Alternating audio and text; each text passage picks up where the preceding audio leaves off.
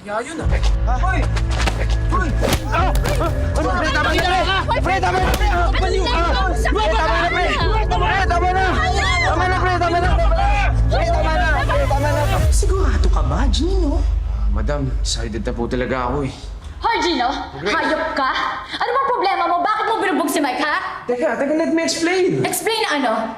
Na lahat ng magandang nangyayari sa buhay ko gusto mong sirain? Sinaktan mo na nga ako eh. You broke my heart. Pati ba naman tong nag-iisang meron ako? Gusto mo pang kunin? Nakita ko si Mike na may ibang kasamang babae. Stop it! Stop it! Huwag kayong tawag dito! Pinsan niya yun. Pinsan talaga?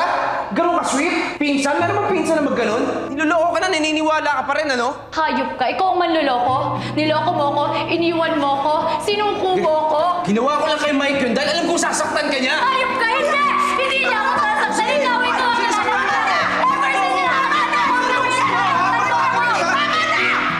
Get out of my property!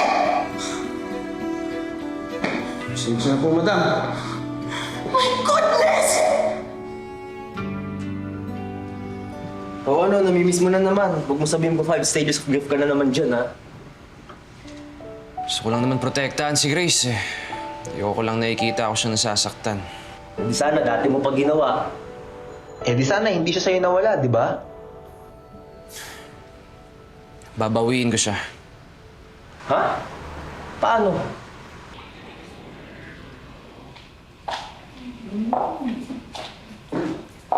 Grace! Congratulations! How astounding! Impressive!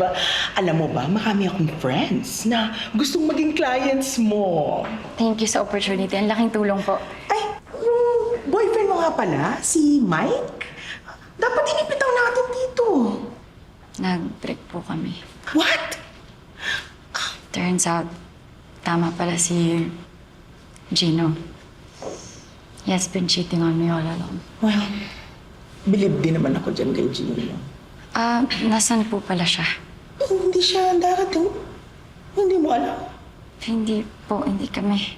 Nag-usap kami kahapon, sinabi niya na may nakita na ata siyang work, parang sa call center. He said he's giving up his dreams para daw maging buo.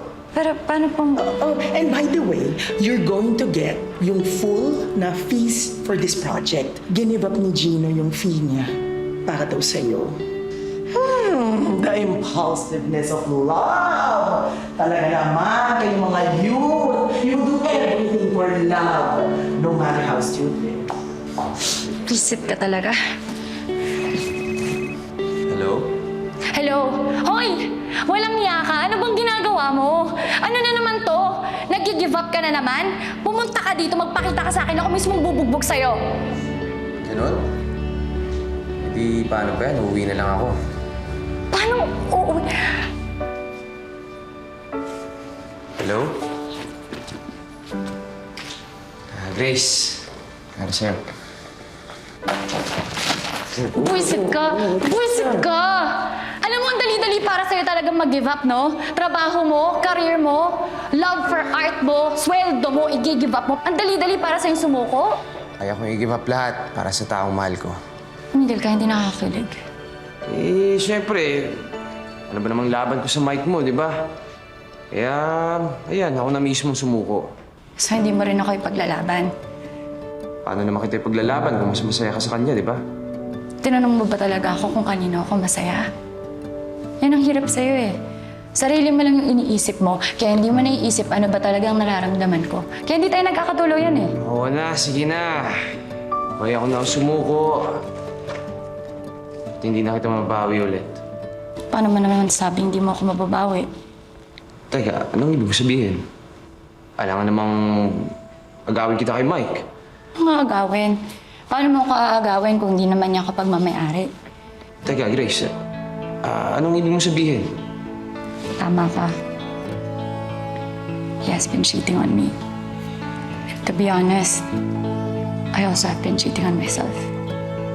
The moment I saw you again, na-realize ko, I'm not yet over you. Talaga? Oo. Hindi nga. Oo nga. Yes! Sa wakas! Nanalo din ako.